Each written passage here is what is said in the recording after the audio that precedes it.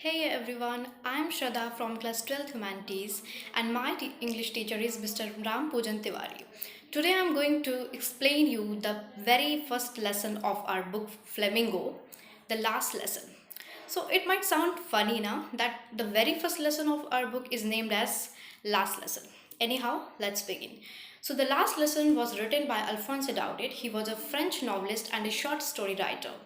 It was set in the days of Franco-Prussian War when France was defeated by Prussia and Prussia was led by Bismarck.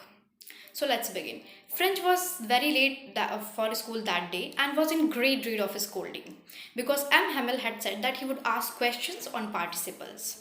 So he thought of running away and spending the day outdoors. So what was the climate of the scenario? It was so warm, so bright, the birds were chirping at the edge of the woods. After that, he saw that there was a crowd in the front of bulletin board.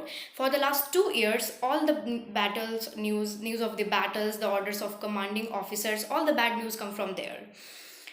And so anyhow, he registered himself and hurried off to the school.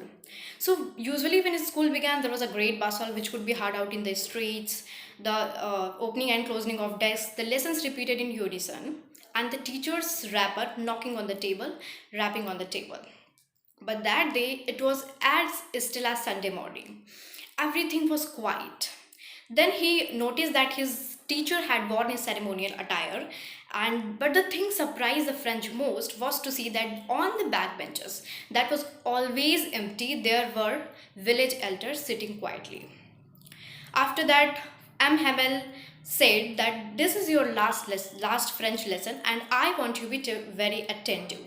What a thunderclap these words for French. He was feeling sorry for not learning his lessons, for going sliding on the Saar, and now his old books were now old friends that he couldn't give up.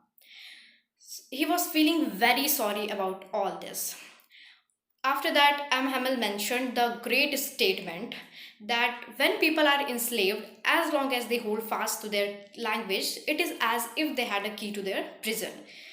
And he also calls the French language the most beautiful, the most logical, and the most clearest language in the world.